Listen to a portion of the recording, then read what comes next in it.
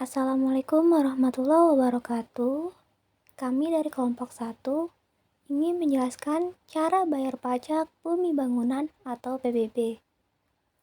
Saya sebagai moderator, perkenalkan, nama saya Rini Anita, dan ini kawan-kawan saya, Sabila Chandra Komara, Angga Pramuja, Sugali. Sebelumnya, saya akan menjelaskan sedikit materi. Sebelum membahas lebih jauh bagaimana cara bayar PBB, akan lebih baik jika dimulai dari penjelasan dasarnya. PBB atau pajak bumi dan bangunan adalah pajak negara yang dikenakan terhadap bumi atau bangunan berdasarkan Undang-Undang Nomor 12 Tahun 1985 tentang pajak bumi dan bangunan, sebagaimana telah diubah dengan Undang-Undang Nomor 12 Tahun PBB merupakan pajak bersifat kebendaan secara umum. Besarnya pajak terutang ditentukan oleh keadaan objek, yaitu bumi atau tanah dan atau bangunan.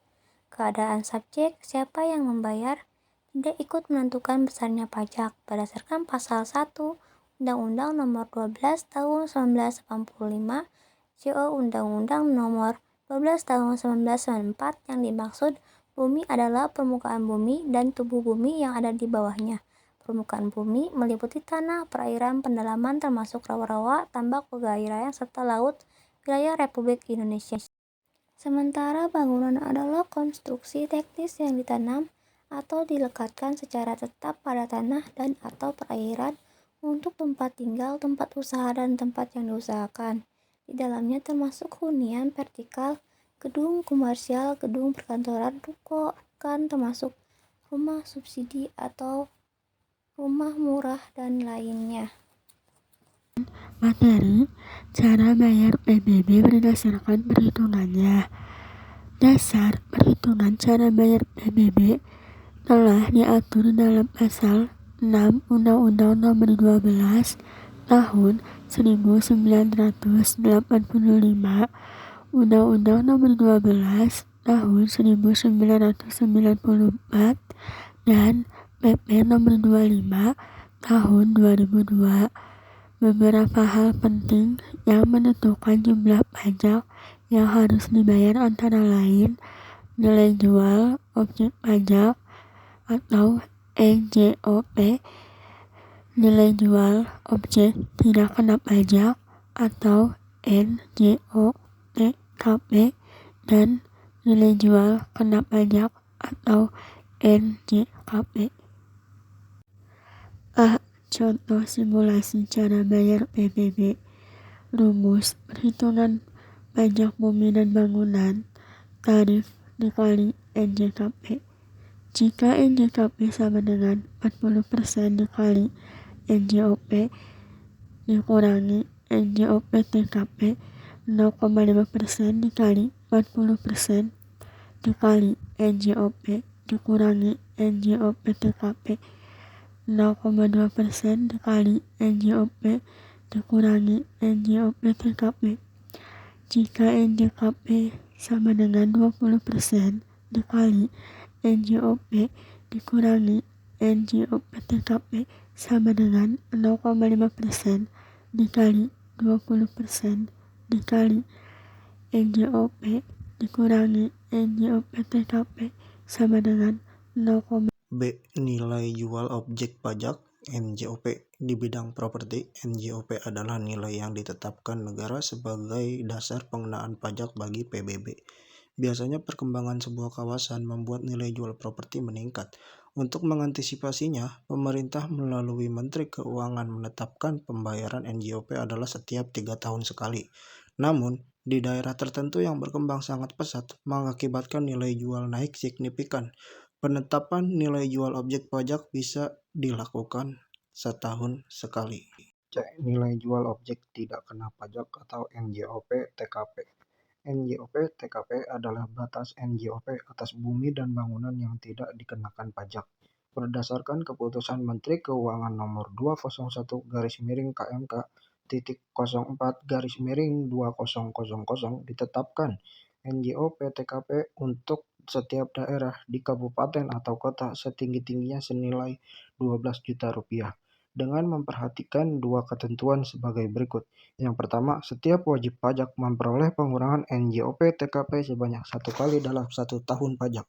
Yang kedua, jika wajib pajak memiliki lebih dari 1 objek pajak, maka yang bisa atau mendapat pengurangan NJOP TKP hanya 1 objek pajak yang nilainya paling besar dan tidak bisa digabungkan dengan objek pajak lainnya yang wajib pajak miliki.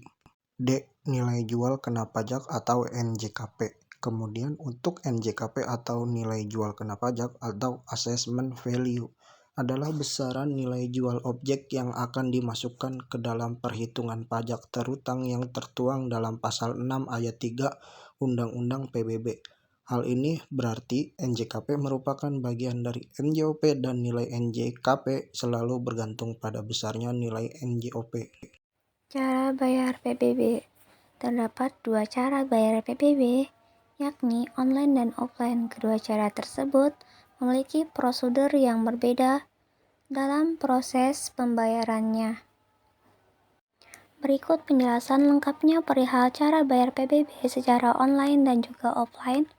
A. Cara bayar PBB online untuk meningkatkan pelayanan kepada wajib pajak.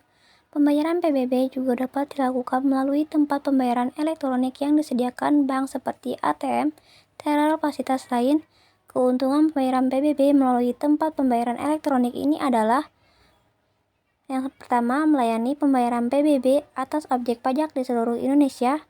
Yang kedua, tidak terikat pada hari kerja dan jam operasional bank untuk pembayaran PBB.